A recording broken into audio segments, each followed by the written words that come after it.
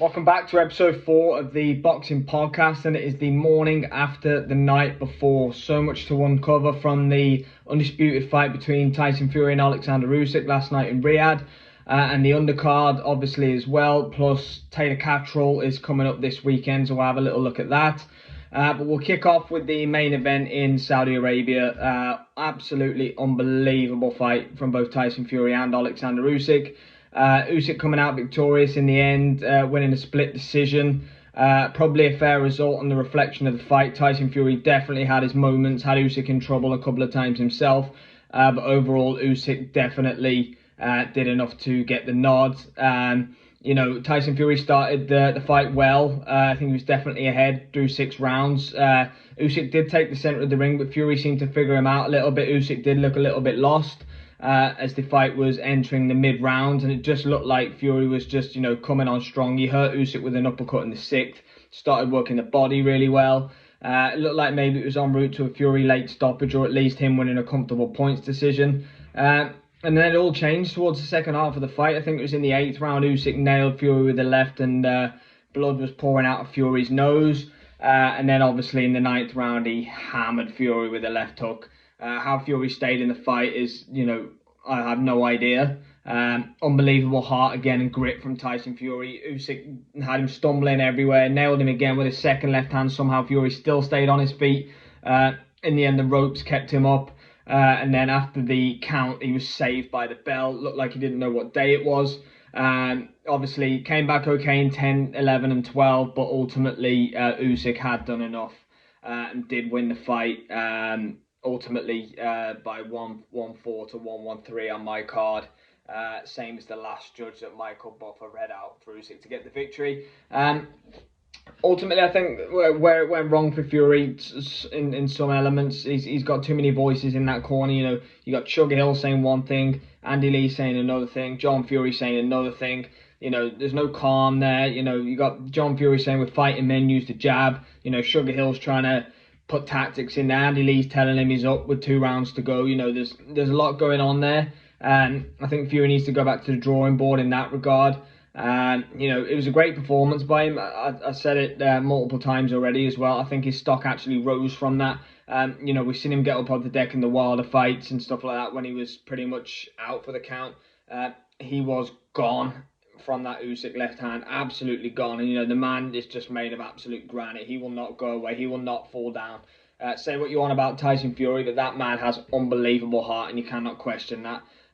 Putting a fantastic performance against an all-time great in Usyk, ultimately came slightly short. All roads are probably leading now to the rematch on the 12th of October in Saudi. Who wouldn't want to see that? It was a fantastic fight. I got it completely wrong. I thought it'd be a chess match. Turned out to be an absolute classic.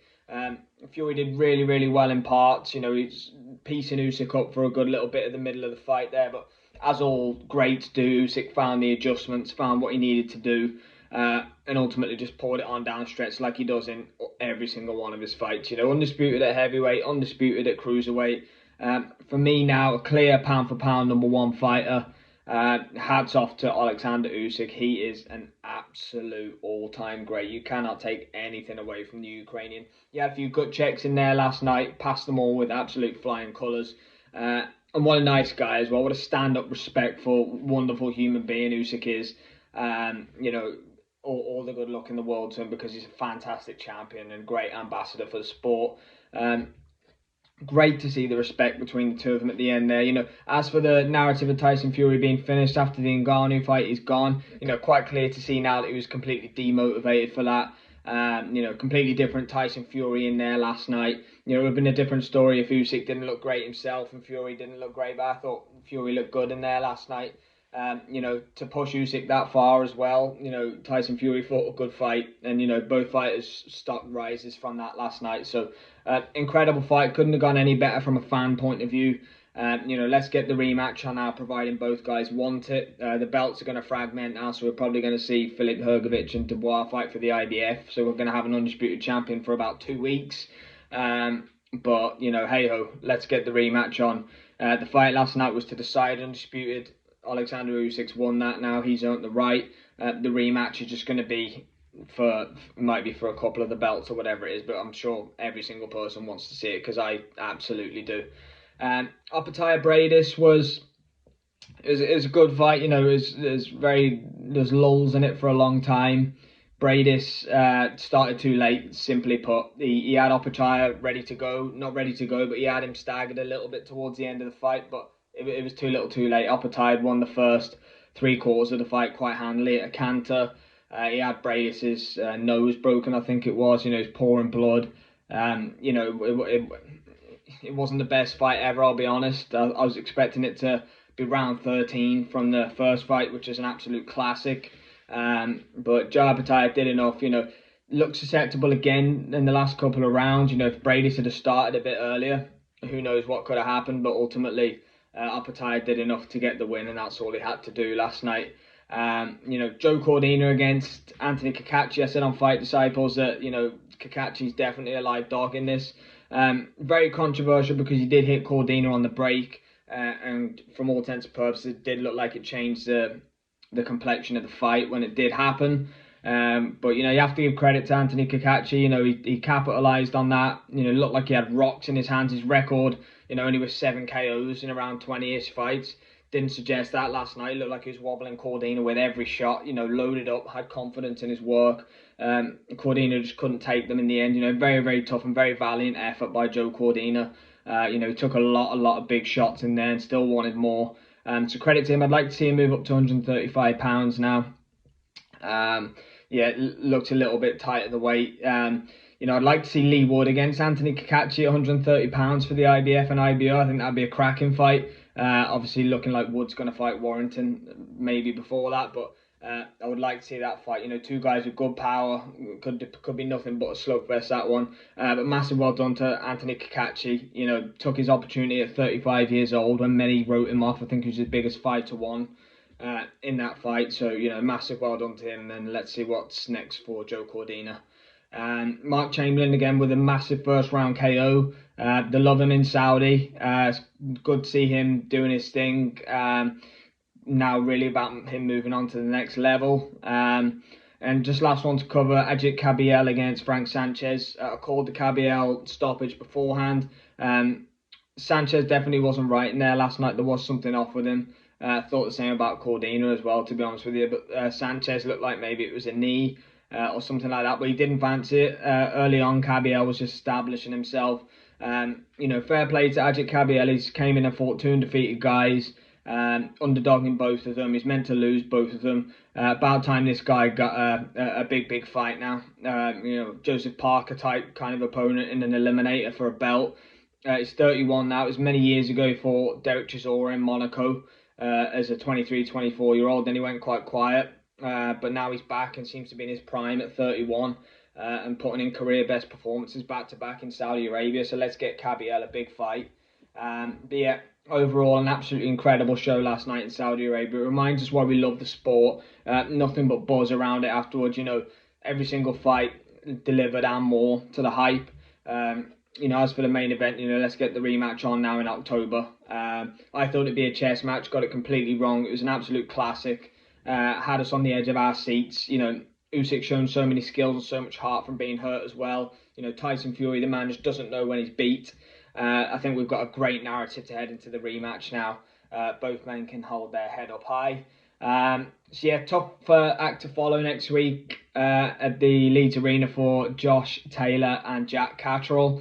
But we're going to get a serious fight week coming up here. Both men really do not like each other. Obviously, we had the postponement for April 27th, but now we are here ready for May the 25th in Leeds. We'll do some videos in the week about predictions and that kind of thing. I have no idea. I've gone back and forth again on who I think will win this fight. If Josh Taylor is the Josh Taylor of old, you'd have to think he has too much for Jack Catterall. But back-to-back, pretty mediocre performances for Josh Taylor. Obviously, Catterall and Teofimo Lopez. He's had injuries. He's struggled. He's moved camps. How much does Josh Taylor have left? That's the genuine question. If he doesn't have anything left and he looks like he does in his last 2 performances, I think Jack Catterall will get the win. But if Josh Taylor can, find the gear that he had when he won the undisputed belt, 140 pounds, the performances against Regis Prograis and Jose Ramirez and people like that, then you'd have to think the level he's fought and the level he has proved he's at in the past will be too much for Jack Catterall. But there's so many variables. We don't know exactly who will win that fight. So, but for me, if I had to make a pick right now, I would lean towards Josh Taylor. I think maybe the motivation side of it, and if he can get back to where he was, I think he might sneak it. But again, that's really not a confident pick at all. I think Jack Catterall has a very, very good chance in that fight. Fight week will be interesting. The press conference has been a lot of argy-bargy in the build-up press conferences. Both men laying hands on each other and that kind of thing. So it should be interesting. Should be a big war of words. Another massive 2 weeks coming up in the sport. Taylor Catterall followed by the 5v5 headline by Deontay Wilder against Zhilei Zhang. The big cards are coming thick and fast.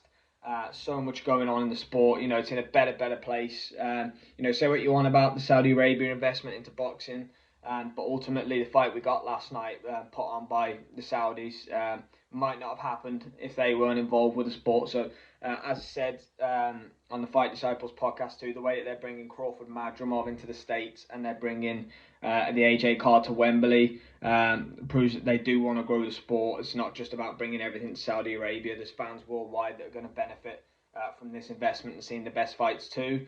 So yeah, it's interesting from AJ's point of view, and I'll finish on this. What the Fury Usyk result means for him and Eddie Hearn's plans and that kind of thing. I don't think it was a great result for the AJ Fury brigade, because we're definitely going to see Fury Usyk 2 next. I get a feeling if Usyk beats Fury in the rematch, that we're probably not going to see Fury again after that. He's going to have so much money made in those fights. The fight with AJ, yes, would generate a huge amount of money, but I just don't see Fury being motivated or really wanting to take it or risk losing his name even further potentially. If he say lost to AJ by knockout or whatever it may be, I do pick Fury for that fight. I think Fury would be just a little bit too much for Joshua, but you just don't know with decline in age and miles on the clock. He hasn't exactly looked after himself over the years, but I think we categorically now, with that result last night, get AJ versus the Hrgovic Dubois winner in September. I would think, unless Wilder absolutely poleaxes Zhang, and then you could potentially get an AJ Wilder fight in September in a big money spinner. But I think the talk of AJ versus the Usyk Fury win, and after the result and how it happened last night, is going to be on the back burner now. So not a great result for AJ and Hearn, but the complexity of the heavyweight division now is wide open, and we got a fair result. We got good cards. We got a good clean fight. Everything that we wanted as boxing fans last night. Showed us why we love the sport. Why we tune in every week. It's for the moments like that. So. As always, guys, thanks very much for watching. Appreciate every single one of you and the subscriptions. Let's see what Taylor Catterall fight week brings this week.